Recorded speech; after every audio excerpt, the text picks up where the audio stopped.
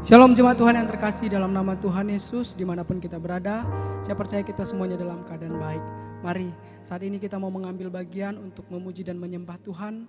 Kita mau mengangkatkan pujian kita mau nyatakan, biar lewat pujian ini juga kita mau nyatakan iman dan kepercayaan kita, bahwa kita mau sampaikan kepada Tuhan sampai selama-lamanya.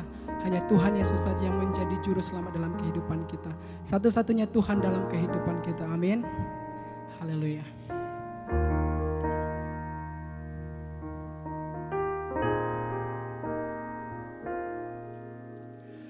Dalam anugerah-Mu, dalam naungan-Mu, ku dapat merasakan kemuliaan-Mu Tuhan. Kau yang menetapkan, Kau yang mencurahkan kuasa dari tahta-Mu, membangkitkan rohku. Selamanya Kau Tuhanku, yang terutama di hidupku. Tak akan ku lepaskan pengharapan di dalam-Mu.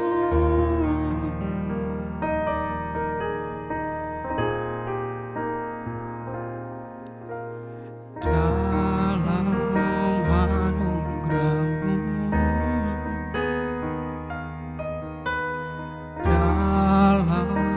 dalam naungan-Mu,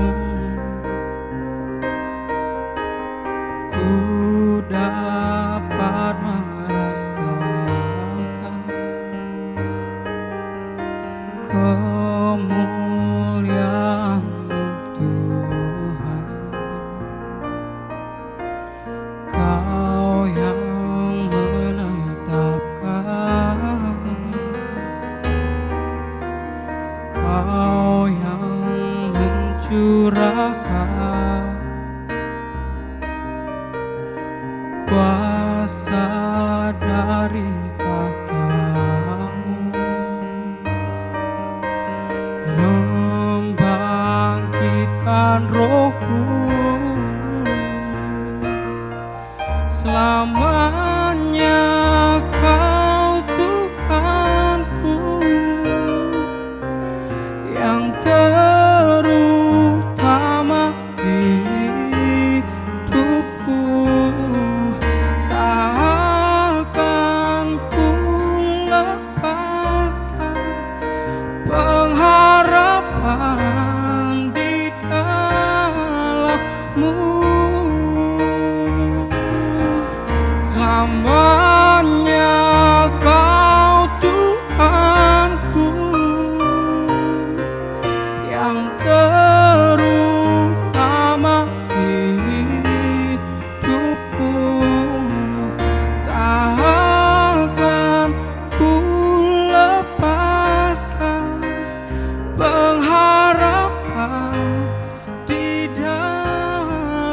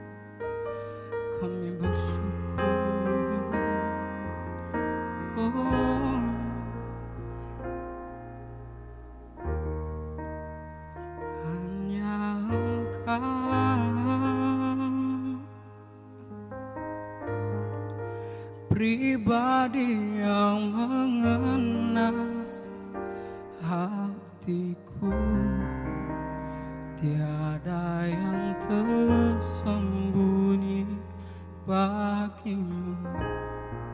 Seluruh isi hatiku kau tahu, dan bawaku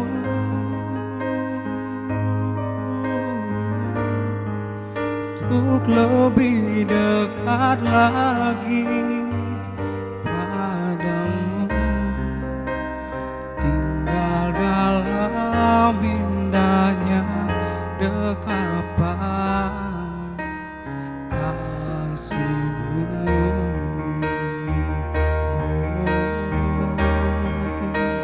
Hanya Engkau pribadi yang mengenal hatiku, tiada yang tersembunyi bagimu. Seluruh isi hatiku kau tahu, dan bawaku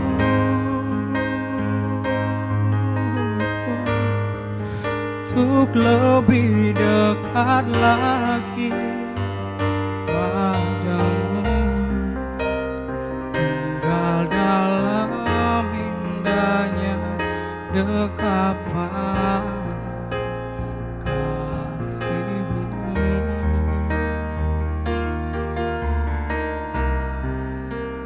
Tinggal dalam indahnya dekapan, tinggal dalam indahnya dekapan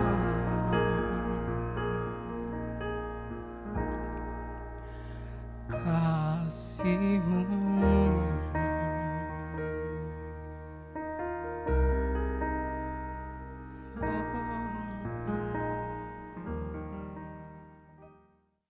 Puji Tuhan, haleluya.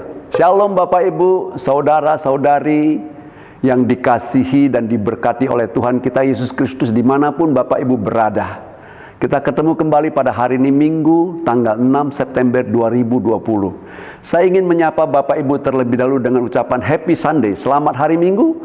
Tuhan Yesus memberkati kita semua. Dengan berkat Tuhan, kita boleh sehat dan pagi hari ini kita bertemu, kita bisa ibadah bersama-sama. Dalam nuansa ibadah ini, saya ingin membaca firman Tuhan. Tapi saya berharap lagu tadi memberkati Bapak Ibu. Kita akan ambil dari sumber yang sama pada minggu-minggu sebelumnya, yaitu dalam Injil Lukas pasal 16. Saya akan baca dari ayat 19 sampai ayat 31. Demikian bunyi firman Tuhan. Ada seorang kaya yang selalu berpakaian jubah ungu dan kain halus, dan setiap hari ia bersukaria dalam kemewahan. Dan ada seorang pengemis bernama Lazarus, badannya penuh dengan borok, berbaring dekat pintu rumah orang kaya itu, dan ingin menghilangkan laparnya dengan apa yang jatuh dari meja orang kaya itu. Malahan anjing-anjing datang dan menjilat boroknya. Kemudian matilah orang kaya itu, lalu dikubur. Dan sementara ia menderita sengsara di alam maut, ia memandang ke atas dan dari jauh dilihatnya Abraham dan Lazarus duduk di pangkuannya.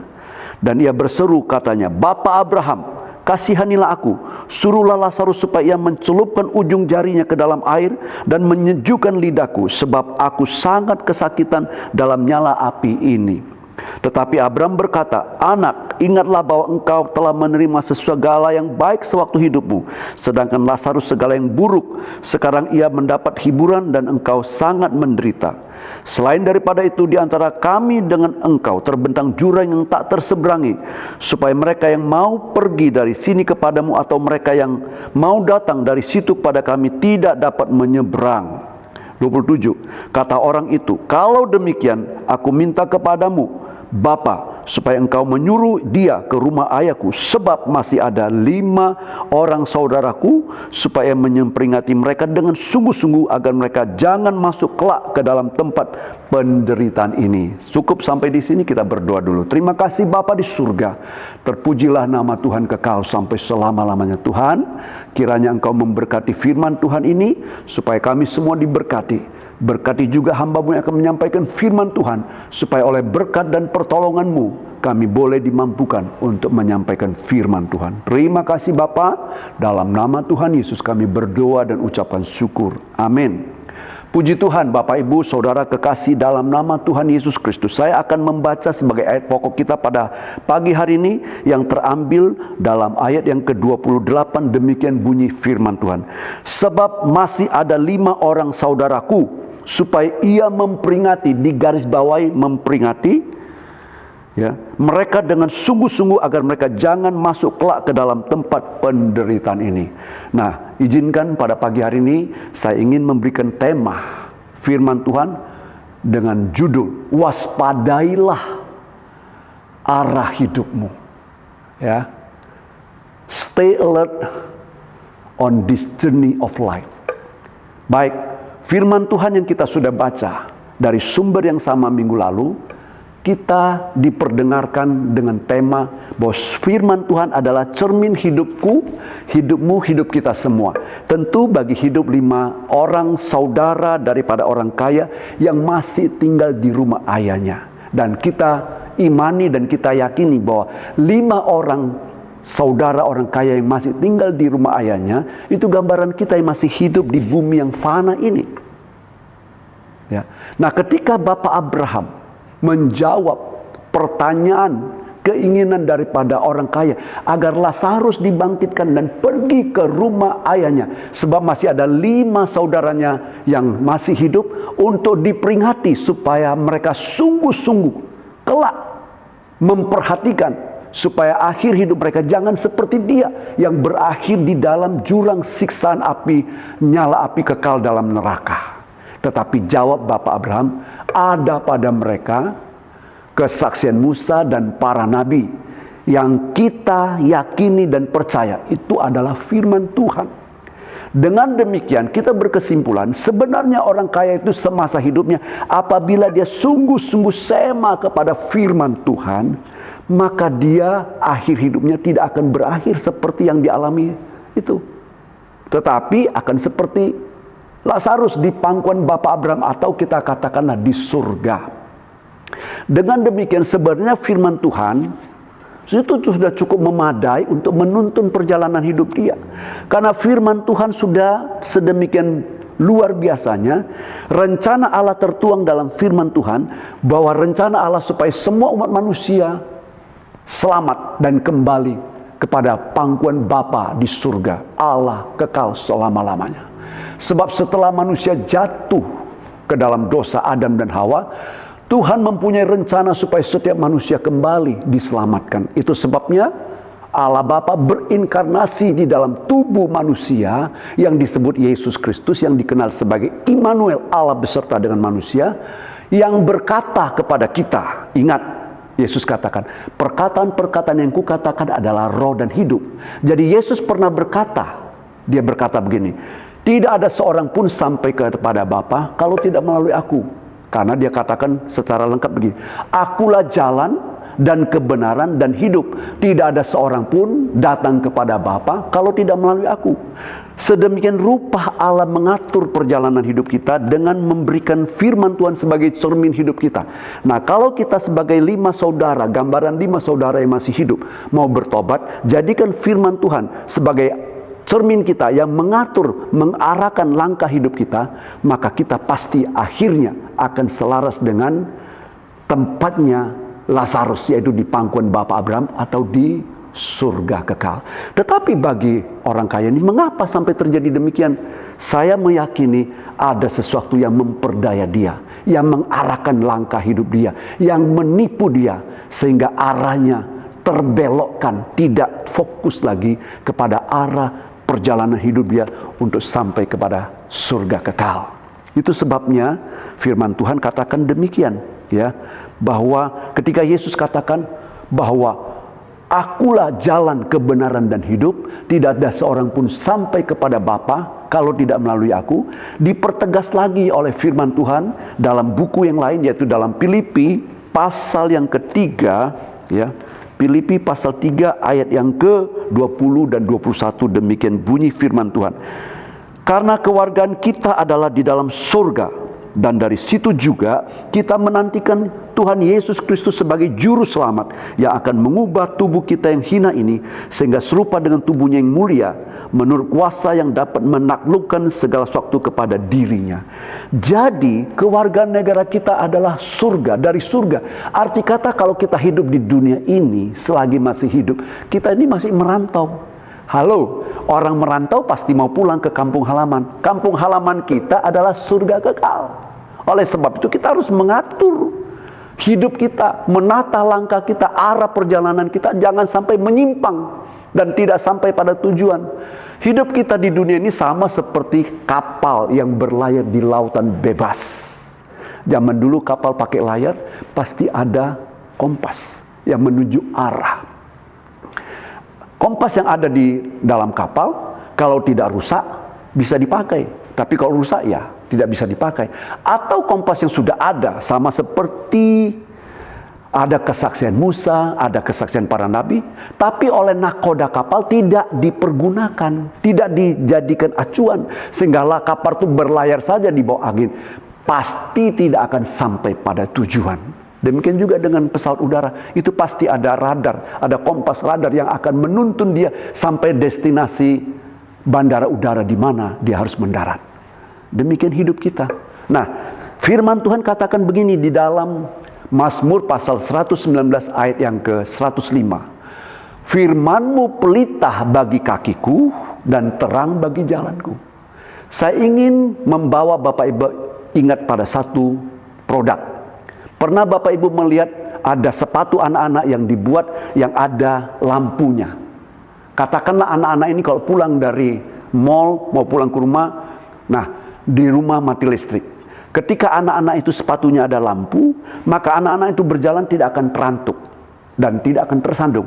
Sebab ketika kaki kanan yang sepatunya ada lampu, dilangkahkan maju ke depan.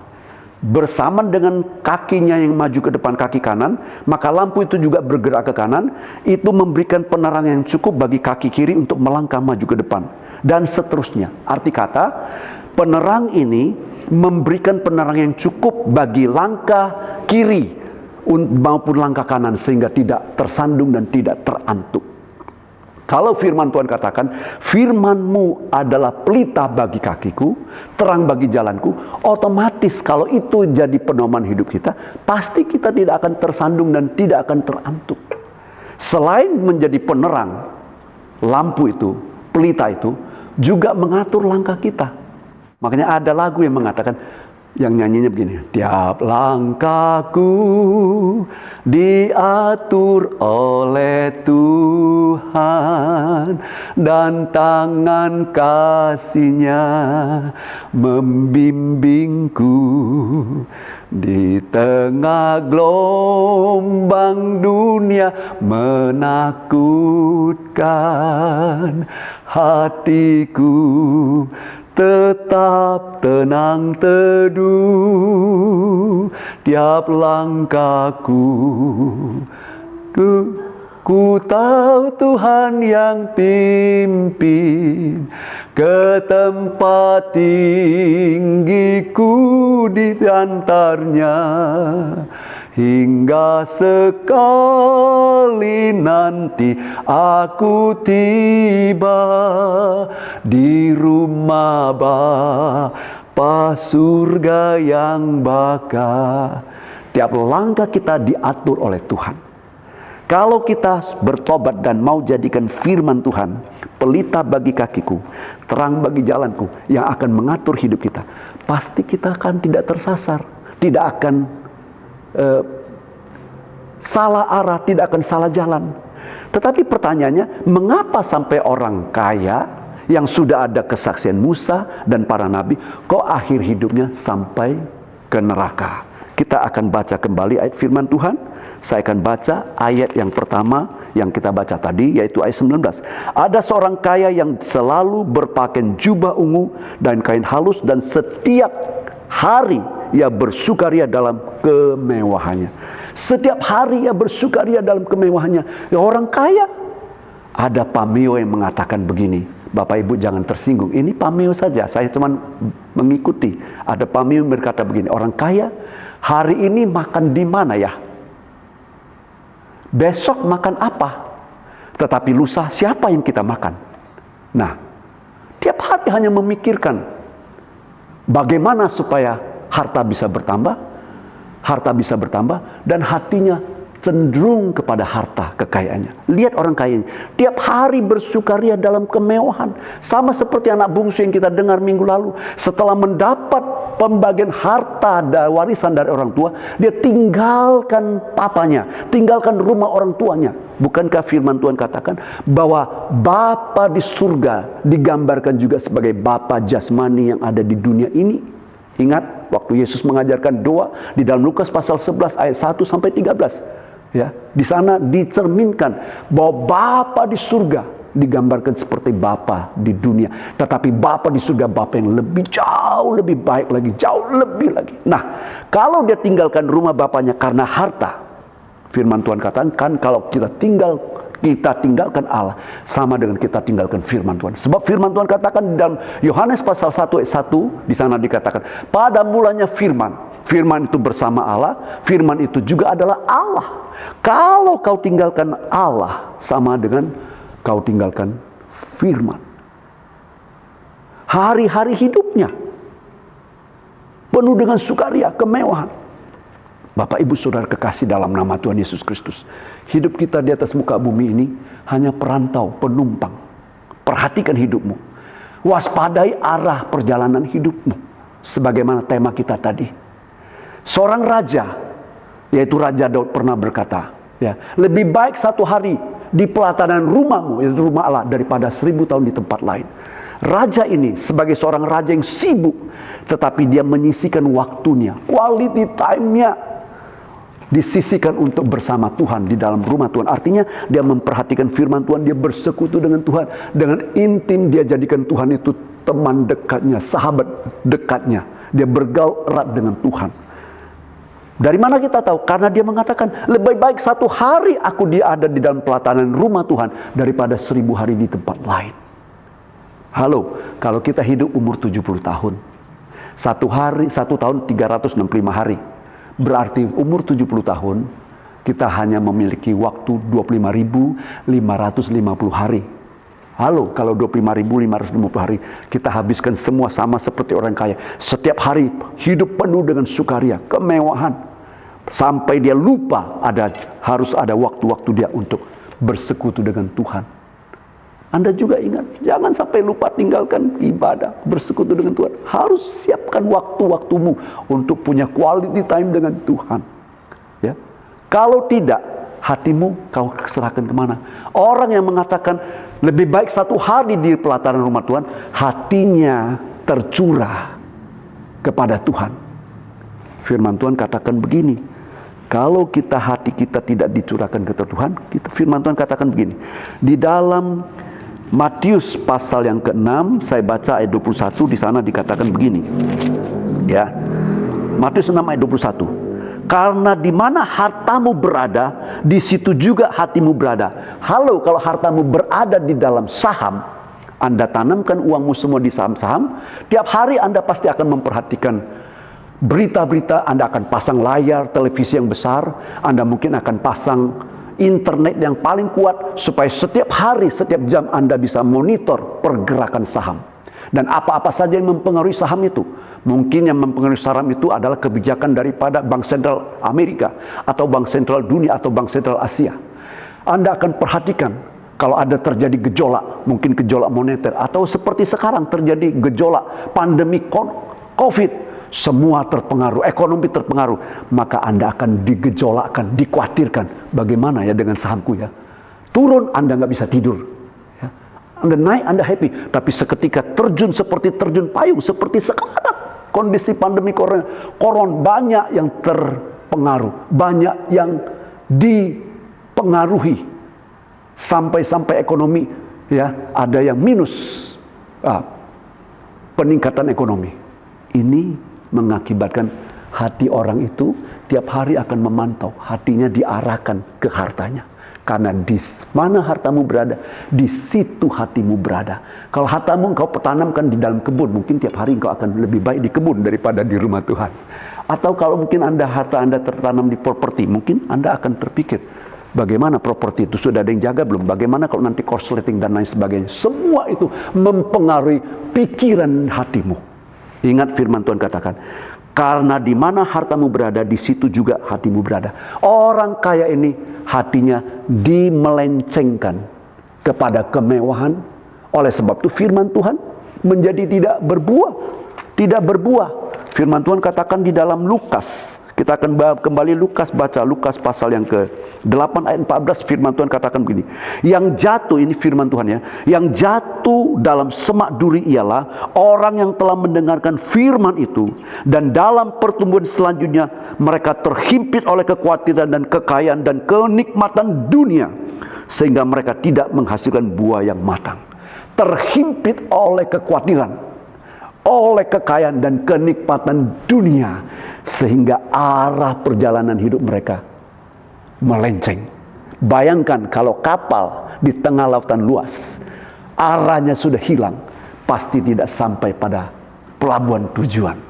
Demikian firman Tuhan.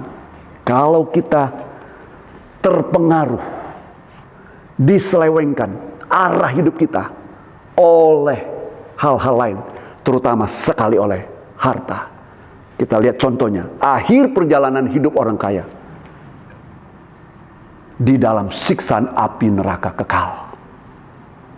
Amsal katakan begini dalam Amsal pasal 11. Pada hari kemurkaan, firman Tuhan katakan Amsal pasal 11 ayat keempat. Pada hari kemurkaan harta tidak berguna, tetapi kebenaran melepaskan orang dari maut. Inilah kebenaran firman Tuhan. Apakah Anda mau mengambil keputusan untuk menjadikan firman Tuhan cermin hidupmu dan pelita langkah jalanmu, kompas hidupmu? Oleh sebab itu, waspadai jalanmu, waspadai arahmu, jangan sampai tertipu. Ya, stay alert on this journey of life, supaya Anda jangan kesasar, supaya akhir hidup Anda sampai kepada surga kekal. Tuhan Yesus memberkati. Mari kita sama-sama berdoa. Bapa di surga, kami bersyukur dan berterima kasih untuk firman Tuhan pada pagi hari ini. Ingatkan kami, supaya kami sungguh-sungguh memperhatikan firman Tuhan sebagai kompas hidup kami, arah hidup kami. Firman-Mu itu adalah pelita bagi kaki kami dan terang bagi jalan kami. Oleh sebab itu, tuntun kami dengan kebenaran firman-Mu, supaya pada akhirnya kami sampai tujuan kami. Karena kami menumpang di atas muka bumi ini. Tujuan hidup kami adalah surga kekal. Kami adalah warga kerajaan surga. Dari situ kami menantikan Tuhan Yesus Kristus yang akan membawa kami sampai ke hidup yang kekal. Terpujilah nama Tuhan kekal sampai selama-lama. Meteraikan firman-Mu dalam hati hidup kami, supaya hati kami ada firman-Mu. Jangan sampai diarahkan oleh harta, kenikmatan, kekhawatiran dunia, sehingga firman-Mu kami lupakan. Kami percaya Tuhan tolong kami. Terpuji nama Tuhan kekal sampai selama-lamanya. Akhirnya, Bapak Ibu Saudara kekasih dalam nama Tuhan Yesus Kristus, terimalah anugerah daripada Allah Bapa di surga, cinta kasih sayang daripada Putra yang tunggal Tuhan Yesus Kristus, penyertaan penghiburan, serta pengayoman Allah Roh Kudus menyertai kita mulai daripada pagi hari ini sampai Maranatha Tuhan Yesus datang kembali. Dalam nama Tuhan Yesus kami akhiri ibadah ini, dan dalam nama Tuhan Yesus kami berdoa, ucapkan syukur dan terima kasih. Haleluya. Amin. Puji Tuhan. Selamat hari Minggu, sampai ketemu minggu depan. Amin.